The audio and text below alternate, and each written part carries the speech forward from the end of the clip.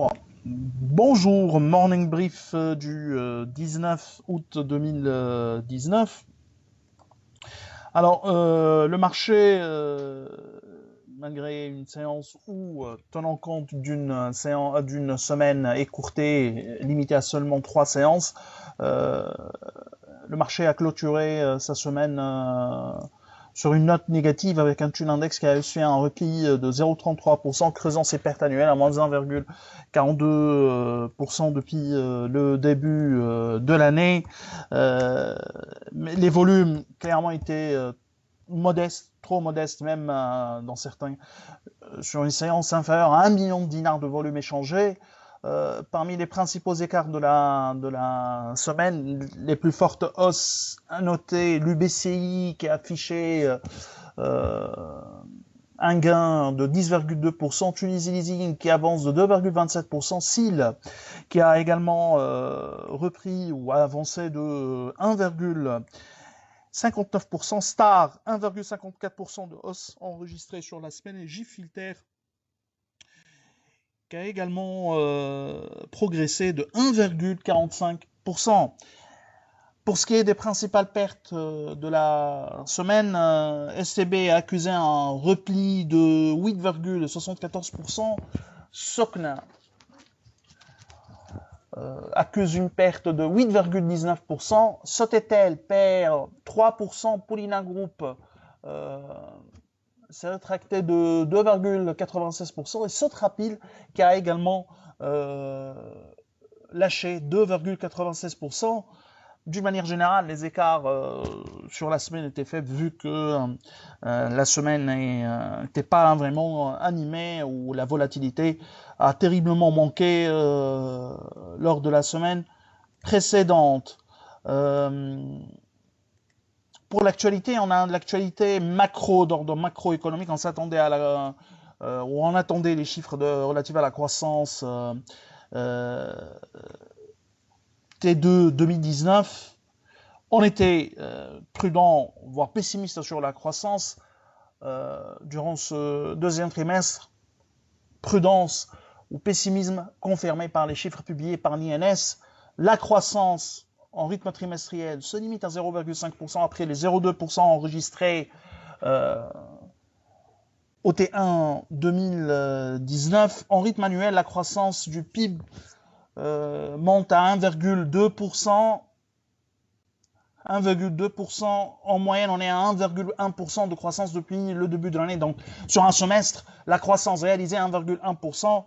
Pour rappel, les autorités tunisiennes tablent sur une croissance de 3,1% en 2019. Et c'est un niveau qui ne sera pas réalisé lors de cette année. Nous, on est sur un objectif de 2%, mais qui sera réalisé ou qui est réalisé à la baisse autour de 1,5%. En fait, la dégradation du contexte international ayant impacté les échanges commerciaux de la Tunisie, notamment avec son principal client, l'Union européenne, pèse sur les perspectives de croissance de ce deuxième semestre. La lecture sectorielle fait état d'une progression seulement au niveau enregistrée seulement au niveau des services marchands, avec la bonne performance bien sûr de l'hôtellerie et restaurants. Et bien sûr, on est sur une croissance non marchande pour les services, on est sur une croissance enregistrée notamment pour les services non marchands, mais les autres secteurs souffrent. Les industries manufacturières déçoivent également. Pour le deuxième semestre, nous attendons toutefois une légère reprise, mais rien de particulier. Donc nous, on est sur un objectif de croissance de 1,5%, qui est moins de la moitié de ce qui a été prévu au début de l'année, notamment par les grandes institutions internationales qui, pour l'énième fois, ratent leur perspective de croissance. Leur perspective de croissance pour la Tunisie. Avec les chiffres de la croissance, on a les chiffres également sur l'emploi, le marché du travail en Tunisie. On est sur un taux de chômage qui se stabilise à 15,3%.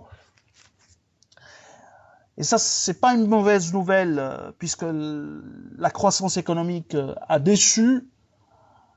Mais on reste dans l'absolu, un taux de chômage au-dessus de 15%, c'est un chiffre ou un seuil qui reste vraiment décevant, synonyme ou qui indique une économie qui réalise une croissance insuffisante pour réduire le taux de chômage ou augmenter le taux d'occupation.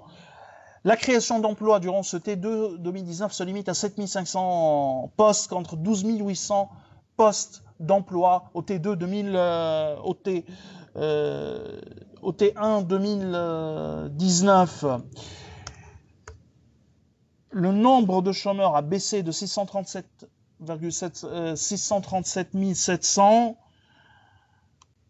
au T1 à 634 900 au T2 2019. Bien sûr, le secteur de services reste le principal employeur en Tunisie, avec 52,2% de désoccupés. Le taux de chômage pour les diplômés s'est amélioré de 20 points de base à 28,2%, mais rien de particulier. Pareil, on est à plus que 28%, presque à 30%, dont 38% pour les femmes. Hein. On est à 4 femmes sur 10 qui sont au chômage. La stabilité est certes un point positif, mais donc dans l'absolu, c'est un taux de chômage qui reste au-dessus du seuil de 15%, et donc on est à des niveaux qui sont vraiment préoccupants, voire inquiétants. Nous vous remercions pour votre attention. On vous souhaite un bon début de semaine et un bon début de journée. Au revoir, à demain.